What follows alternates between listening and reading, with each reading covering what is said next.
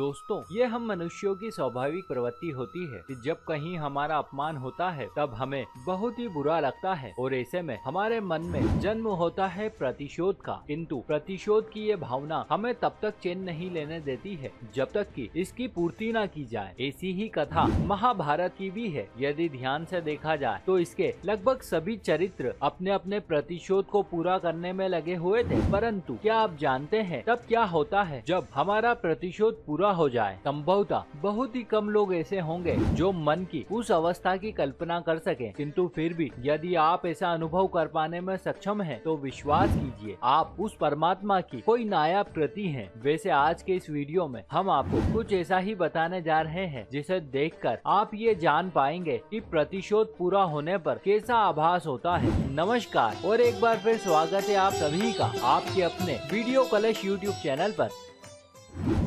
महाभारत का भीषण युद्ध अब समाप्त हो चुका था। एक ओर कुरुक्षेत्र में हर ओर लाशें बिखरी पड़ी थी, वहीं दूसरी ओर नगर में चारों ओर सन्नाटा पसरा हुआ था। हर ओर बस विधवाएं, वृद्ध और बच्चे ही दिखाई पड़ रहे थे, मानो नगर के सारे युवा उस भीषण युद्ध की भेंट चढ़ गए हों। लेकिन ये सन्नाटा उस सन्नाटे के आगे कुछ भी नहीं था जो सन्नाटा द्रौपदी के मन में पसरा पड़ा था। कहने को तो महाभारत का युद्ध सिर्फ 18 दिनों तक चला, परंतु इसके परिणाम ने द्रौपदी को 80 वर्ष की वृद्धा जैसा कर दिया था। वो अब शारीरिक और मानसिक रूप से बुरी तरह से थक गई थी। युद्ध के पहले प्रतिशोध की ज्वाला, किंतु अब पश्चाताप की अग्नि उसे जला रही थी। उसके पास न ही समझने की क्षमता बची थी और न ही वो कुछ सोचने में सक्षम थी। तभी अचानक से उसने देखा जगत के पालनहार उसके सामने खड़े थे। वैसे उनकी उपस्थिति से द्रौपदी बहुत ही भावुक हो उठी। तत्पश्चात उसने पूछा,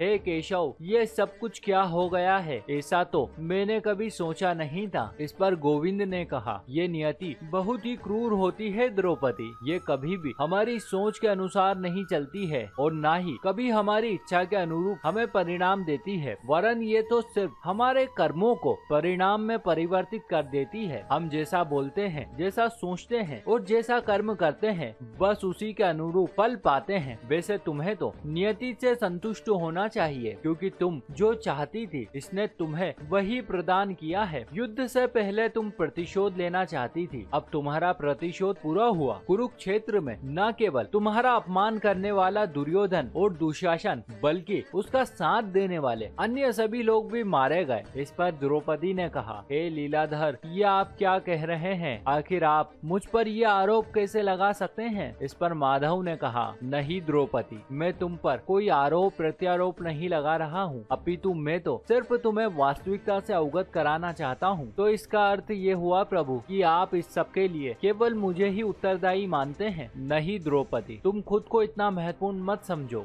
लेकिन हाँ, मैं इतना जरूर कहूँगा कि यदि तुमने अपने कर्मों के संबंध में थोड़ी भी दूरदर्शिता रखी होती तो आज तुम स्वयं को इतने कष्टों में नहीं पाती। तो आप ही बताएं प्रभु, आखिर इस सब पर मैं क्या कर सकती थी? इसका उत्तर तुम्हारे अतीत में छुपा है पांचाली। याद करो, जब तुम्हारा स्वयंवर हुआ था उस समय यदि तुम कर्ण को अपमानित नहीं करती और उसे स्वयंवर की प्रतियोगिता में भाग लेने का एक अवसर देती तो शायद आज परिणाम कुछ और हो सकते थे। इतना ही नहीं, यदि तुम चाहती तो उन 5 भाइयों की पत्नी बनना भी अस्वीकार कर सकती थी। और तो और इसके बाद जब तुमने इंद्रप्रस्थ के महल में दुर्योधन को अपमानित किया तब भी तुम एक बार विचार कर सकती थी। संभवतः यदि तुम ऐसा करती तो हो सकता है कि उस दिन उस भरी सभा में तुम इस प्रकार से अपमानित नहीं होती और न ही तुम्हारे मन में उस अपराध को लेकर प्रतिशोध की भावना का जन्म होता। तुम ये कभी मत भूलो द्रौपदी, हमारे शब्द ही हमारे कर्म होते हैं, इसीलिए हर शब्दों को बोलने से पहले हमें बहुत सोचना चाहिए। और इस प्रकार से दोस्तों, उस दिन वासुदेव के वचन सुनकर द्रौपदी का मन बहुत ही हल्का हो गया था। इसी के साथ हमारी ये कथा भी यहीं समाप्त हुई। उम्मीद है आपको ये जरूर अच्छी लगी होगी। यदि आप भी इस विषय में कुछ एक सकारात्मक विचार रखते हैं तो नीचे दिए गए कमेंट बॉक्स के माध्यम से हमें जरूर बताइएगा। देखते रहिए वीडियो कलश यूट्यूब चैनल। आप सभी का बहुत बहुत धन्यवाद।